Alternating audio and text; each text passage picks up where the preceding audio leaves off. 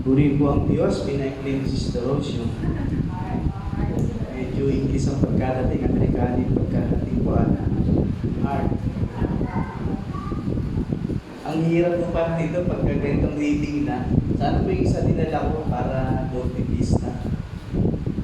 Bababa ko siya, ano pang reading po ba. Pero pag ito kasi, pag nakasuot po, yan, malabo po eh. Kasi pag reading nga siya. At purihin po ang Panginoong Diyos. Alam niyo po sa lahat po ng sinabi ni Sister Janet, lagi pong sa mga nararanasan po nating hamon ng buhay bilang mga mananampalataya, laging ang sagot ay ang salita ng Diyos. Amen po. All things work together for good to them that love God, to them who are called according to His good purpose. Diba? Alam natin, ang Diyos ay gumagawa sa lahat ng bagay para sa ating kabubuti.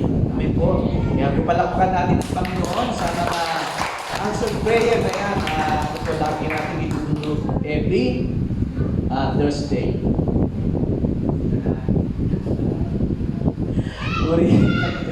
Ang hapon kay Brother dito. So tayo po ay unang buwan po ng Nobyembre.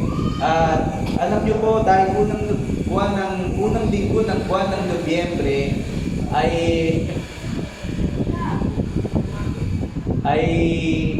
inaalala po natin yung All Souls Day, di ba? All Souls Day, All Saints Day. Pero for the sake na ating pong tatalakayin sa buwang ito yung mga patungkol po sa mga pumanaw na o yung po yung ating topic, Souls Matters, no? Salamat po sa Panginoong Diyos sapagkat tayo po ay patuloy na bigyan ng linaw ng salita ng Diyos patungkol po sa mga kaluluwang pumanaw. Sa ating mga mahal sa buhay na pumanaw na. At dito po ay bigyan natin ng pag-aaral ng salita ng Diyos. Ano nga po ba ang nangyari sa mga pumanaw na kaluluwa? Magbabalik po tayo sa salita ng Diyos sapagkat ito po ang pundasyon ng ating pong pananampalataya. Doon po sa Lucas chapter 16, beginning verse 19 hanggang 31. Babasahin ko po sa inyo. Alam niyo po, hindi na ako gumawa ng PowerPoint kasi ayoko po nakatingin na kayo doon sa para maiba naman. Si Pastor Elvin, gumagawa siya noon. Pero ako po, hindi mo na ako gagawa. Kaya para maiba naman. Gano'n lang kasimple yun. Si Pastor Elvin, pero sa akin po kayo po yung mga Bible, yun si may Bible yan. Ayun. So yun po, babasahin ko po sa Lucas chapter 16 verse 19 hanggang 31. Sabi po ito, may isang mayamang nagdaramit ng mamahalin at sagana-sagana sa pagkain araw-araw. At may isa namang kulubing nagngangalang Lazaro, tagtad ng sugat at nakapulupasay sa pintuan ng mayaman, upang mamulot kahit bumong nahuhulog mula sa hapag ng mayaman. At doon nilalapitan siya ng aso at dinitilaan ng kanyang mga sugat. Namatay ang pulubi at dinala ng mga anghel sa piling ni Abraham. Namatay rin ang mayaman at inilibing. Sa gitna ng kanyang pagdurusa sa Hades, tumingala ang mayaman at kanyang natanong sa malayo si Abraham, kapiling si Lazaro. Verse 24, at sumigaw siya, Amang Abraham, mahabag po kayo sa akin. Utusan niyo si Lazaro na isawsaw sa tubig ang dulo ng kanyang daliri at palamigin ang aking dila, sapagkat naghihirap ako sa apoy na ito. Ngunit sinabi sa kanya ni Abraham, Anak, alalahanin mong nagpasasaka sa buhay sa ibabaw ng lupa at si Lazaro ay nagtiis ng kahirapan. Ngunit ngayon inaaliw siya rito samantalang ikaw na may nagturusa. Higit sa lahat, inilagay sa pagitan natin ng isang malaking bangin upang ang mga narini ay hindi makapariyan at ang mga nariyan ay hindi makaparinig. Sinabi ng mayaman, kung gayon po Amang Abraham, ipinamamanig ko sa inyong papuntahin si Lazaro sa bahay ng aking ama, sapagkat ako'y may 5 kapatid na lalaki. Paparoonin nga ninyo siya upang babalaan sila at nang hindi sila humantong sa dakong ito ng pagdurusa. Ngunit sinabi sa kanya ni Abraham, nasa kanila ang mga sinulat ni Moises at ng mga propeta. Pakinggan nila ang mga iyon. Verse 30, hindi po sapat ang mga iyon, tugon niya. Ngunit kung pumunta sa kanilang isang patay na muling nabuhay, tatalikdan nila ang kanilang mga kasalanan. Sinabi sa kanya ni Abraham, kung ayaw nilang pakinggan ang mga sinulat ni Moises at ng mga propeta, hindi rin nila paniniwalaan kahit ang isang patay na muling nabuhay. Tayo po ay isang pagdumako sa panalangin. Aming Panginoong Diyos, salamat po sapagkat tunay na sinabi mo po mula sa iyong mga salita na malalaman namin ang katotohanan at ang katotohanan na magpapalaya sa amin. Aming Amang Diyos, sa umaga pong ito, salamat. Pagpalain mo po ang iyong mga salita. Ito, Diyos, patuloy na maging pundasyon ng ating pananampalataya. Maglakad, Panginoon, ayon sa iyong kalooban. Ito aming dalangin sa pangalan ni Jesus. Amen. So dito po ay makita natin na ang pagpapatunay kung saan nga po pumunta ang mga kaluluwa ng taong pumanaw. Ito po ay nilagyan ko temang the destiny of soul. Kung saan nga po ba pagpupunta ang isang namatay na, saan patutungo ang kanyang kaluluwa. At tandaan po natin na tayo po ay binubuo ng tatlong bahagi. Di ba? Tayo ay mayroong katawan, may kaluluwa, at mayroong pong espiritu. Yung katawang lupa natin babalik sa alabok, no? At yung ating pong espiritu ay babalik sa Diyos. Kaya nga po, yung ating kaluluwa naman, siya yung haharap sa ating Panginoong Diyos pagdating na tinatawag na final judgment. At doon po din sa aklat ng Genesis, nung nilikha ng Diyos ang tao, di ba? Siya'y dumungkot ng alabok, nilulmahan ito, tinanyo ang hugis tao, subalit ito ay nanatili pang walang buhay. Pero ito ay kanyang hiningahan sa ilong na nasabi, siya ay naging isang kaluluwa buhay. Ngayon dito sa ating pagtatalakay, may dalawang karakter na binabanggit dito. Isang mayaman at isang pulubi. Ang sabi ito, sa verse 19, may isang mayamang nagdaramit ng mamahalin na sagana sa pagkain araw-araw. Verse 20, may isa namang pulubing nagngangalang Lazaro, tagtad ng sugat at nakalumpasay sa pintuan ng mayaman upang mahulog kahit munting nahulog mula sa hapag ng mayaman. At doon nilalapitan siya ng aso at inigilaan ang kanyang mga sugat. Yung verse 19, 20 hanggang 21, dalawang karakter ang pinapakita, isang mayaman at isang tungkulubi. At kaya lang mapapansin po natin, yung tungkulubi ay may pangalan. Amen po. So, ito po ay malinaw na indikasyon na ito pong mananampalataya let me use the words ko. Sabihin ko na po, ito pong pulubi isang mananampalataya. No? Bakit po nasabi? Sapagkat hindi dahil sa kanyang kalalagayan na siya ay mahirap, kung hindi itong beggar na ito, which is si Lazaro, ay mismo ang ating Panginoong Jesus ang nagsasalaysay po nito. At dito kinilala niya sino si Lazaro. Kasi bakit? Sa kabila ng kanyang pagdurusa na nararanasan bilang isang pulubi, siya po ay nananalig sa ating Panginoong Diyos na someday, somehow, meron pong kumalinga sa Kanya. Amin po? But nakakalungkot, meron din isang mayaman, hindi binanggit ang pangalan dito sa Lucas, dahil po I say that this rich man is not a believer. Amen po? Hindi ito mananampalataya.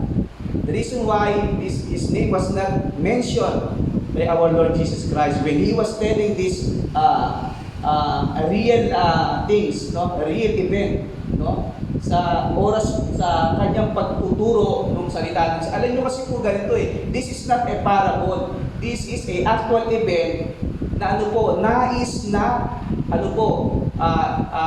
ituro sa atin ng ating Panginoong Yesus sapagkat ang salita ng Diyos ay katotohanan. Amen po. Ito ay isang pangyayari sa mga sa mga tao na meron pong tinatawag na sa mundong ibabaw o even sa panahon ito, ipinapakita ng ating Panginoong Yesus isang mayaman, which is unbeliever, isang pulubi, pero mananampalataya.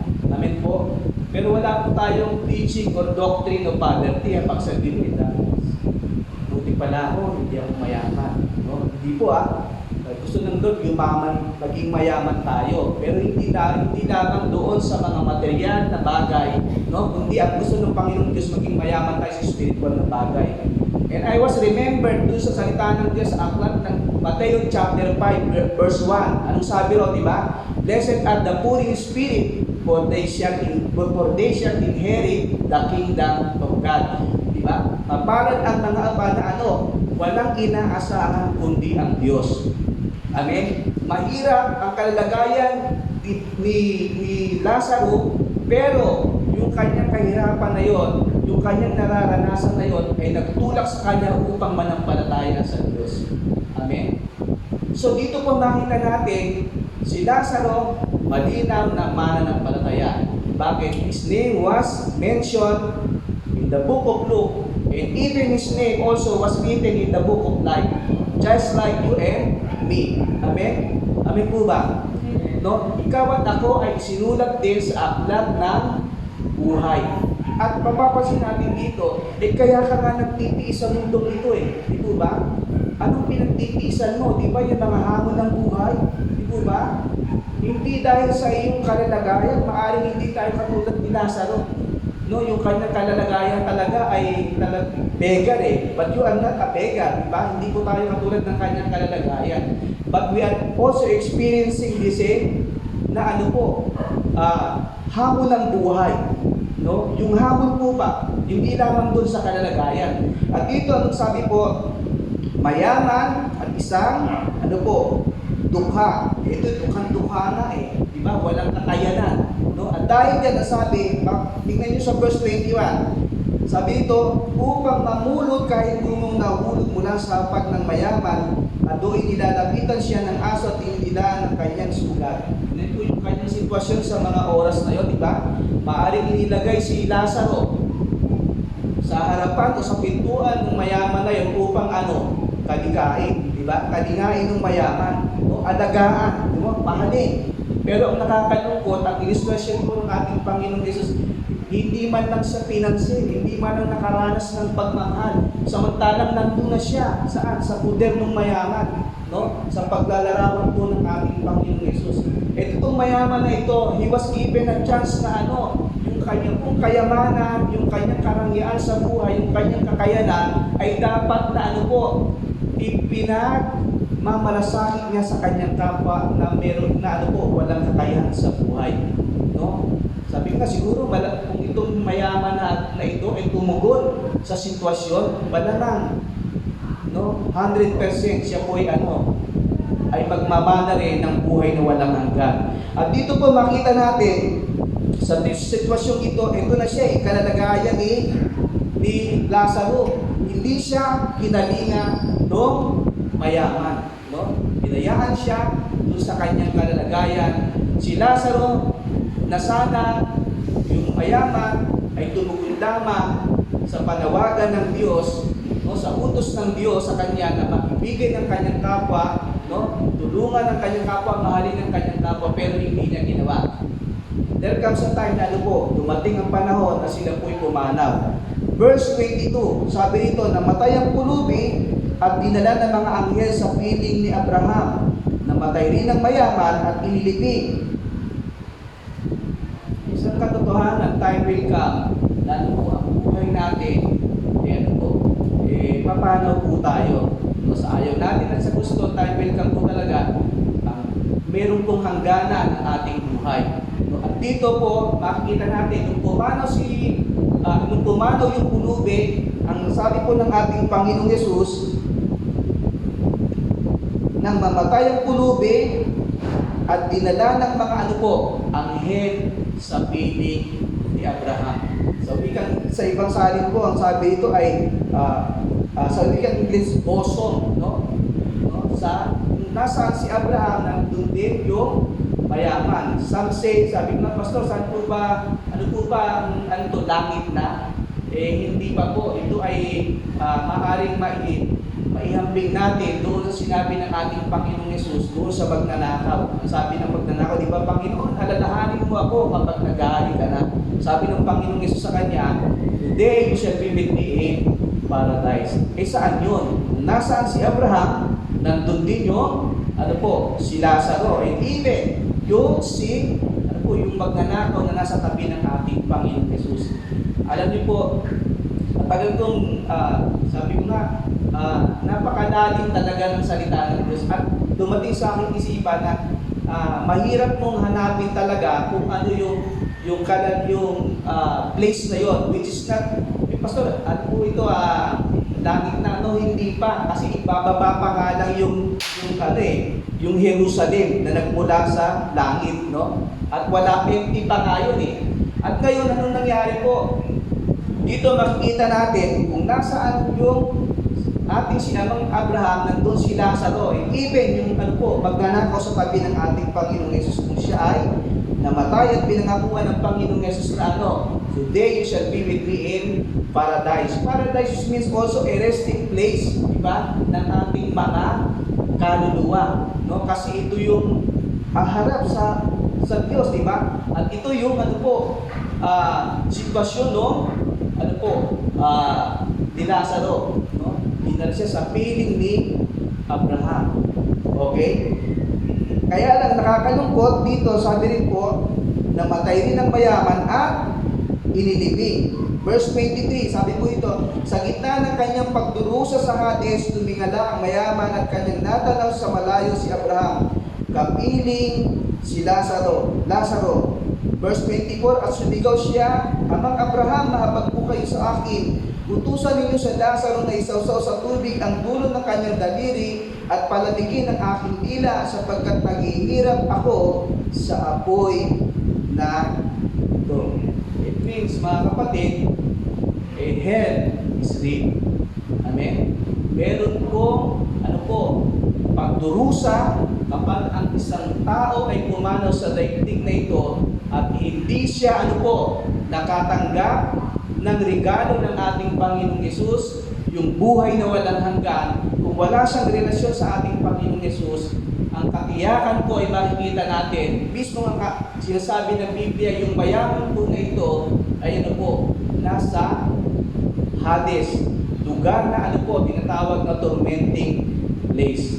So merong paradise at merong pong place which is called the Hades in the Greek word. Sa wikang Ingles naman po yung tinatawag na hell. So, isa pong katotohanan, the destiny of soul, no? If you are not a believer, no, yun po ay mag-indicate kung saan ka pupunta. But if you are also a believer, that was also an indication where you will go. And the Bible says, makikita po natin dito, si Lazaro, dahil siya po isang mananampalataya, bakit po sa kabila ng kanyang kalalagayan bilang tubig, sabi ng Panginoong Yesus, siya ay dinala ng anghel sa piling ni Abraham.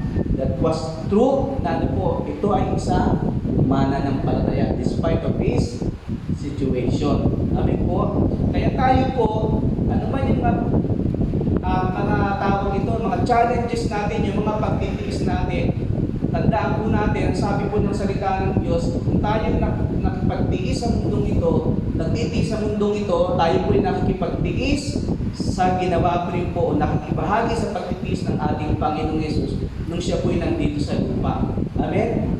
So, dapat po mawala sa atin yung tawag nito,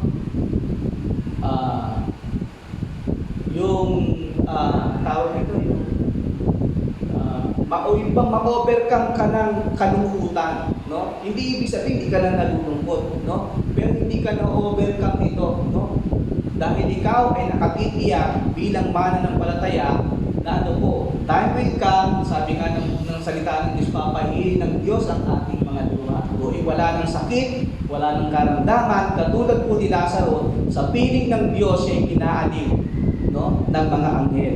So again, makikita po natin dito, hell is real. Bakit po? Yung mayaman, ang sabi po sa verse 24, sumisigaw siya, sabi niya, Amang Abraham, mahabag po kayo sa akin. utusan niyo si Lazaro na isawsaw sa tubig ang dulo ng kanyang daliri at palamikin ang aking dila.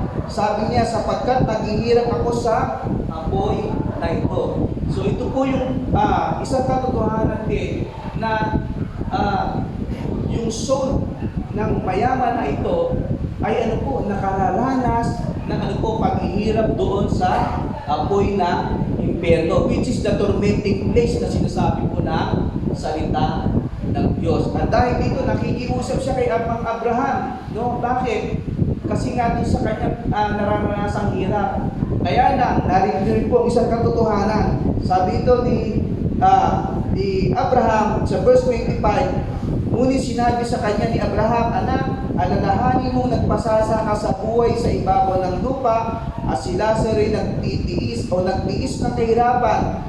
Ngunit ngayon, inaalis siya rito samantalang ikaw ay nagdurusa. Sinariwa ni Amang Abraham sa kanya yung kanyang kalalagayan dito sa lupa. No? Titingnan natin, tayo po, walang ibang paraan upang tayo ay makunan sa katotohanan at malaman natin talaga even kung ano na ang sitwasyon ng mga namatay. No? At dito nakita natin yung mayaman na namatay at napunta roon sa tormenting place. Meron siyang senses, di ba? Meron siyang nararanasang hirap, no? At ang sabi niya doon, nakiusap siya kay Amang Abraham na natulungan siya sa pamamagitan ni Lazaro. So, ibig sabihin, this is real. Amen po. Napakahirap talaga, and it should also serve as a warning to sa atin po ng mga mananampalataya, at lalo na po rin sa mga hindi mananampalataya. At ito po isang katotohanan na sinasabi ng salita ng Diyos. At sabi rito ni Abraham sa kanya, alalahanin mong ikaw ay nagpasasa sa ibabaw ng lupa. No? Sabi sa kanya rito, no, nung siya'y humihingi ng tulong upang siya'y mabigyan man lang ng kahit konting ginawa dahil sa kanyang nararanasan. Pero sabi sa kanya ni Abraham, anak, alalahanin mong nagpasasa ka sa buhay sa ibabaw ng lupa. Okay? Can you imagine, isipin po yung words na sinabi sa kanya ni Amang Abraham dito, nagpasasa ka sa ibabaw ng lupa. Dahil siya'y mayaman, maaaring ang mayaman na ito ay nakadepende sa kanyang kayamanan. Maaaring ang mayaman na ito ang kanyang kaligayahan, ang kanyang katiyakan, ang kanyang pag-asa ay nandoon lamang sa kanyang kayamanan. Totally neglected, no? Talaga po inalimutan niya ang Diyos sa kanyang buhay. Kasi sabi sa kanya, alalahanin mong nagpasasa ka sa ibabaw ng lupa. Alam niyo po, hindi lang po dapat, ako po nung binabasa ko po ito, dapat hindi lang ito, bakit? Mahirap palang maging mayaman, no? Baka ganun din ang gawin ko, no? Ibig sabihin, mahirap pala yung maging mayaman dahil nagpapasasa ang isang mayaman sa kanyang kayamanan. Di po, may mga mayaman ding mananampalataya, di ba? Nagumagawa po ng mabuti, no? Para sa kalooban ng Diyos, no? Pero dito, malinaw na po na sinabi ni Amang Abraham sa kanya, nagpasasa ka sa ibabaw ng lupa. Kayo na po ang magbulay-bulay ng ibig sabihin mo. No? But one thing that you should also know, na kahit hindi ka mayaman, pag ikaw ay walang kaugnayan sa ating Panginoong Diyos sa pamamagitan ng ating Panginoong Yesus, malamang ang buhay mo ay magiging katulad ng mayaman. Hindi dahil sa kayamanan, kundi maging ang tao kapag ang kanyang buhay ay ginugol niya sa mga bagay sa mundong ito, even though he was not rich, no? Because ang bawat tao na hindi kumikilala sa ating Panginoong Diyos, walang kaugnayan sa ating Panginoong Diyos, hindi nagsuko ng kanyang buhay sa Panginoong Yesus, ang kanyang buhay ay yun nga po ba, yung sinabi ni Abraham, baka magpasasa lang sa buhay nito. So it is also the word of God addresses us, no, bilang mga mananampalataya. No? Kailangan higit sa lahat, tayo bilang mananampalataya, yung pagmamahal natin sa ating kapwa, no? Kung may kakayanan kang tumulong ka, no? Nang walang anumang kondisyon, no? Lalo na rin sa ating mga mahal sa buhay. At dito po makikita natin, itong mayaman na ito po ang naging tawag nito, should I say, judgment sa kanya ni Amang Abraham. Anak, nagpasasa sa ibabaw ng lupa samantalang si Lazarus, sabi gano'n, nagdanas o nagtiis ng kahirapan. No? At ngayon, sabi po, ngunit ngayon, sabi, inaalim siya rito, samantalang ikaw na may nagdurusa. Alam niyo po, di ba may kasabihan sa lupa, nasa uli ang pagsisisi. At totoo po yun. Itong mayaman, naranasan niya na, pero it's too late for him na dahil wala na siyang magagawa. Kahit humingi pa siya ng tulong. At ito makita rin po natin na sa mga oras na yun, nakikita niya yung kalagayan ni Lazaro. No? Bagamat magkahiwalay sila ng lugar, pero nakikita niya yung sitwasyon ni Lazaro. Amen po? No? Parang sa ating isipan, hindi natin talaga mailalarawan kung paano yung nangyayari yun. No? But this is real. Amen po? Sapagkat ito ang salita ng Diyos at ipinapakita sa atin ang isang katotohanan na yung mayaman, nasa kabilang side siya, pero nakikita niya si Lazaro kung ano ang kalagayan. No? At siya'y nagtitiis ng hirap. Pero wala na siyang magawa. Maski si Abraham, wala na rin pong magawa upang siya'y makaranas ng tinatawag na kahit kaunting kaginawaan. Okay po. Tuloy po natin. Verse 26, sabi nito, higit sa lahat, inilagay sa pagitan natin ang isang malaking bangin upang ang mga narini ay hindi makapariyan at ang mga nariyan ay hindi makaparinig. Amen po. Verse 26, sabi ron, higit sa lahat, nasa pagitan natin ang isang malaking bangin. Soul naman yun di ba? Kaluluwa naman yun. Bakit? Di ba pwede siyang pumunta pa ron, di ba? Pero yun ang isang katotohanan maging sa kabilang daigdig na yun, di ba? There is no second chance sa mga pumanaw na. Ang sabi ganun, yung mga narinig hindi na po pwedeng pumariyan at yung mga nandiyan hindi na pwedeng pumarinig. Amen po? Kaya ang isang mananampalataya habang siya'y nabubuhay sa daigdig nito, kinakailangan niyang lumakad ayon sa kalooban ng Diyos. Bawat ako na tumanggap sa ating Panginoong Hesus, kinakailangan natin lumakad, sumunod sa kalooban ng Diyos. Ano man yung hamon ng buhay sa atin bilang mga mananampalataya. Kung nagtitiis ka ng hirap, okay lang. No? Bakit? Kasi ikaw ay magiging bahagi ka man ng pagtitiis ng ating Panginoong Hesus. Dahil sa pagsunod mo sa Kanya, dahil sa pananampalataya mo sa Kanya. Amen po? At remember, even the Lord Jesus Christ, sabi niya, di ba? If you want to follow me, carry your cross. Kaya dapat po ang Kristiyano, hindi siya mareklamo. Ano po ba? Dapat kung siya nakararanas ng kahirapan, pagtitiis, sabi ng Bible, di ba, sa aklat ng James, humble yourself before the Lord and He will lift you up. No, the best thing you can do, magpakumbaba ka sa Panginoon at itataas ka ng Panginoon. No? Iaalaw mo ang Diyos, ang kapangyarihan ng Diyos sa iyong buhay. At yun po ang dapat na maging katangian ng mga mananampalataya. Meron kang mapagpakumbabang puso, mapagpakumbabang espiritu. Kasi sabi ng Panginoon, humble yourself before the Lord and He will lift you up. Pag nagpakumbaba tayo sa Panginoon, anumang sitwasyon natin, itataas tayo ng Panginoon. Amen po. At dito po, makita natin, ang sabi, higit sa lahat, may isang malaking bangin upang ang mga narinig ay hindi na makapariyan at ang mga nariyan ay hindi na makaparinig. It means, in other word, there is no second chance. Okay po?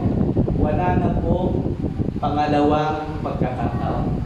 Kaya habang nandito sa lupa, tama po yung sinabi ng Apostol Pablo, work out your own salvation. Kasi ang kaligtasan ay individual. Amen? Yung dealing mo sa Panginoong Diyos at ang dealing ng Panginoong Diyos sa atin. Amen po ba? Palakpakan po natin ang Panginoon. Yes, Lord. Hallelujah. Again, verse 26, may malaking bangin, nakapagitan, and there is no second chance.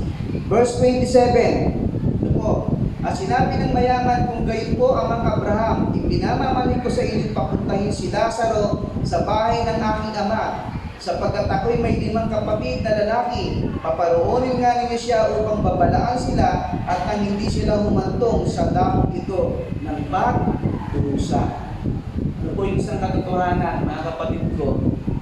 Ito po yung pinapakita rin ay yung namatay na nasa tormenting place.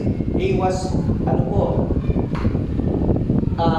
pleading, no? Kanino? Kay Abraham. Nakikiusap siya kay Abraham. No, sabi niya, amang Abraham, kung gayon po, ay sabi niya, papalikin ninyo si Lazaro. Sabi niya dito, sinabi ng mayaman, kung gayon po, amang Abraham, ipinamamalig ko sa inyo papuntahin si Lazaro sa bahay ng aking ama. Verse 28, sabi niya, sapagkat meron pa akong 5 kapatid na lalaki, paparoonin nga niyo siya roon upang babalaan sila at nang hindi sila humantong sa dakong ito na pagdurusa. Amen po. Ito po, na yung mayaman ay nandoon sa tormenting place, but take note and notice this word na yung mayaman pa na nandoon sa tormenting place ng nananalangin para sa mahalin niya sa mga mahal niya sa buhay dito sa dito sa lupa. No? Bakit? Kasi wala nang second chance. Wala nang pangalawang pagkakataon upang yung mayaman ay mapunta doon sa Abraham's bosom. Amen. Andoon yung pagmamalasakit niya sa kanyang 5 kapatid dahil nagdaraan siya ng hirap doon sa Hades. Okay? Tingnan po natin, verse 29. Sumagot si amang Abraham, sabi niya, ngunit sinabi sa kanya ni Abraham, nasa kanila ang mga sinulat ni Moises at ang mga iyon. Pakinggan nila ang mga iyon. Sabi ni Abraham sa kanya, nasa kanila ang sinulat ni Moises at ng mga propeta. Pakinggan nila iyon. Sa atin din po, sa ating kapanahunan, di po ba, narito ang salita ng Diyos. Bahagi natin sa ating kapwa, sa ating mga mahal sa buhay at pakinggan nila iyon. Bakit? Ang problema ito po, verse 30, sabi ito, hindi po sapat ang mga iyon, tugon niya. Ngunit kung pumunta sa kanilang isang patay na muling nabuhay, tatalikdan nila ang kanilang mga kasalanan. Verse 31, sinabi sa kanya ni Abraham, ayaw nilang pakinggan ang mga sinulat ni Moises at ng mga propeta, hindi rin nila paniniwalaan kahit ang isang patay na muling nabuhay. Mga kapatid, ano ba ang mas reliable? Ito po di ba? Kung titingnan po natin, ano bang mas reliable? Yung patay na muling nabuhay at magsasabi sa iyo, di ba? O yung salita ng Diyos. Di ba? Na binigay niya doon sa mga propeta kay Moises. Kaya ang sabi ni mayaman, nakikiusay din po ang Abraham sapagkat kung si Lazaro po ay pababalikin ninyo at sila ay sabi niya ito, hindi po sapat iyon, sabi niya. Tugon niya, ngunit kung pumunta sa kanila isang patay na muling nabuhay, tatalikdan nila ang kanilang mga kasalanan. Ito yung pakiusap nung mayaman kasi gusto niya mahaligtas yung kanyang mga mahal sa buhay. Pero ang sagot uli ni Abraham sa kanya, hindi na po pwede, sabing ganon. Sinabi sa kanya ni Abraham, kung ayaw nilang pakinggan ang mga sinulat ni Moises at ang mga propeta, hindi rin nila paniniwalaan kahit ang isang patay na muling nabuhay. Tayo po mga kapatid, ang lahat ng tao sa daigdig na ito, ang sabi ng Panginoong Yesus, at ipangangaral sa buong sanlibutan ng mabuting balita ng kaligtasan. Ang salita po ng Diyos ay pinak para ang tao ay sumampalataya sa ating Panginoong Jesucristo. Tanggapin siya bilang Panginoon at tagapagligtas ng kanyang buhay upang siya'y magmana ng walang hanggan. But again, tayo po ay tinitiyak ng ating Panginoong Yesus sa bawat isa sa atin na sumampalataya sa Kanya na ikaw at ako, ang ating pangalan ay nakatala sa aklat ng buhay. Amin po. Dadakpakan po natin ang ating Panginoon. Sabi po, it is appointed unto man is to die, and after that, judgment. Amen? Sa buong katotohanan na minsan lamang itinakda sa isang tao mamatay pagkatapos nuli ang kahatulan. Ngayon po, tayo bilang mga mananampalataya, isigurado po ng ating Panginoong Yesus, lalo po tayong tumanggap sa Kanya, nagsuko ng Kanyang buhay, nagsuko ng ating buhay sa Kanya, ay meron pong buhay na walang hanggan, sapagkat ikaw, yung pangalan ay nakatala sa aklat ng buhay. Pag dito, makikita po natin, sabi ni Abraham, kung hindi nila paniniwalaan ang mga sinulat ni Moises o ang salita ni Moises, maging ang mga propeta, sabi niya, kahit ang patay na muling mabuhay ay hindi nila paniniwalaan. Mga kapatid, sa rin pong katotohanan, maging sa panahon ng ating Panginoong Yesus, after 3 days, si Jesus po ay nabuhay. Pero hindi po lahat ng mga Hudyo sa panahon yun ay sumampalataya sa Kanya. Ito po ay isa rin katotohanan nato na kung makikita natin, maski sa panahon ng ating Panginoong Yesus, namatay siya, subalit nabuhay, pero hindi po lahat ng mga kababayan niyang Hudyo na dapat ay sumampalataya sa Kanya, pero nakakalungkot, hindi po nangyari. Amen? Kaya po dito sabi ng Panginoon, di ba, sabi ni Abraham, lalo na yung patay na muling nabuhay, hindi nila paniniwalaan yun. No? Kung yung salita ng Diyos, hindi nila paniniwalaan, lalo na yung patay. No? Ganun lamang po, kung titignan natin ang isang katotohanan dito. But again, the destiny of our soul, sabi nga the highest destiny of a man is to go to God. Amen po? Yung po ang highest destiny of man, bumalik siya sa ating Panginoong Diyos na siyang manlilikha. Kaya lang, nakakalungkot ang isang katotohanan din po kapag ang isang tao po ay hindi nagkaroon ng kaugnayan sa ating Panginoong Jesucristo, hindi po siya magmamana ng buhay na walang hanggan. Sabi po ng ating Panginoong Jesus, I am the way, the truth, and the life. No one cometh to the Father except by me. So, salamat po sa ating Panginoong Diyos sapagkat meron tayong Panginoong Jesus na nangako sa atin na sabi niya, hindi kita iiwan, hindi kita pababayaan. Alam niyo, kahit na ang dami ng salita ng Diyos na ating pong alam, pero ang gusto natin, ikaw at ako, yung salita ng Diyos, maranasan natin. Amen po? Kahit po, anong dami niyan, no? Pero ang gustong-gusto natin talaga, yung salita ng Diyos, ay maranasan natin. Tayo po ay tumuko at tayo ay manalangin. Hallelujah, purihin ka dakilang Diyos. Aming Amang Diyos, salamat po sa umagang ito. Muli kami pinagtipon mo sa bahay-sambahan mo ito, Diyos, upang muli, Panginoong Diyos, Ikaw ay aming masamba sa Espiritu at katotohanan, sapagkat ito, Diyos, ang kalooban mo. Panginoon, kami nagpapasalamat sapagkat anuman ang aming mga pinagdaanan itong mga nakaraang panahon, O Diyos, Ikaw, Panginoon, ay nangako, O Diyos, na kami po hindi mo iiwan, hindi mo kami pababayaan. O Diyos, maging ang lahat ng tao sa daigdig na ito, Panginoong Diyos, ay dapat, Panginoon, na kumilala at sumampalataya sa iyong anak na si Jesus sapagkat ito po ang iyong kalooban. Ito ang utos mo sa amin ang sumampalataya kami sa iyong sudugo. Walang iba kundi ang aming Panginoong Jesus. Lord, salamat po sa umagang ito sa iyong mga salita na pinakita mo sa amin ang isang katotohanan na kami po, Diyos, bilang mga mananampalataya, ang aming pangalan ay nakatala sa aklat ng buhay. Salamat po, dakilang Diyos, pagpalain mo po ang bawat isa. Sa pangalan ng aming Panginoong Yesus. Amen. Magandang umaga po sa bawat isa.